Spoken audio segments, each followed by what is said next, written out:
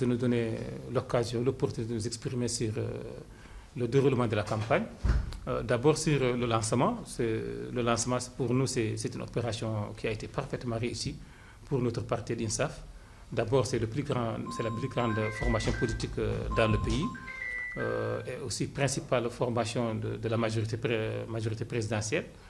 Nous avons pu organiser le lancement à l'heure dite sur l'ensemble du territoire national. Tous les directeurs de campagne étaient sur place et ont tous pu décliner le programme qui est celui du parti et donc celui aussi du président de la République et de son gouvernement.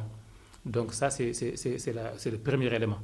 Et les opérations se poursuivent sur le terrain de manière correcte, où il est question d'expliquer le programme de manière pédagogique, de sorte à faire comprendre ce programme-là, parce que nous nous inscrivons dans la perspective de réussir les élections de manière absolument vaste, si je peux dire. Nous avons un programme que nous jugeons positif, et qui a l'adhésion des populations mauritaniennes. Et donc, nous nous inscrivons donc dans la perspective d'obtenir une majorité confortable au niveau de l'Assemblée nationale et également au niveau des autres listes que sont les régionales et les municipales.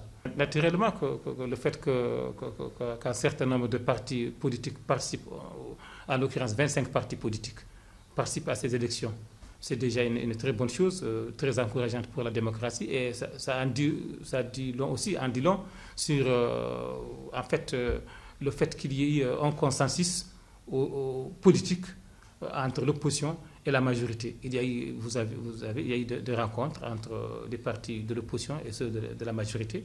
Au niveau du ministère de l'Intérieur, un consensus a été dégagé à propos de la CENI, qui est en charge donc d'organiser ces élections, et à propos aussi de tout ce qui pourrait se rapporter à ces élections en matière d'organisation.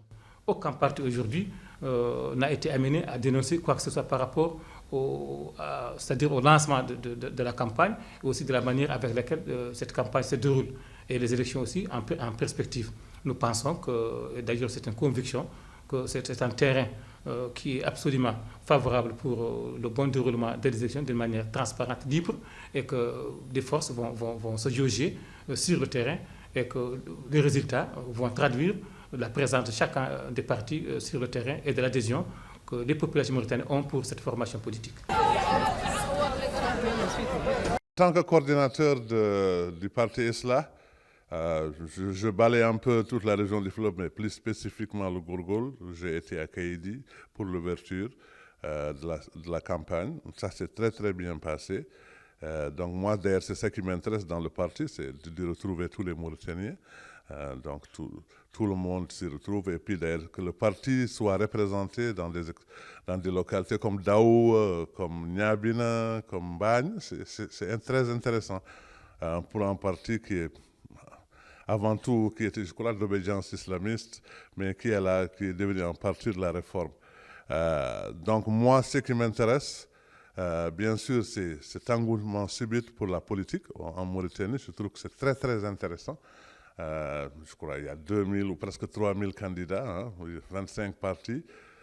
D'accord, je sais qu'il y a des gens qui voient ça comme étant quelque chose de très folklorique.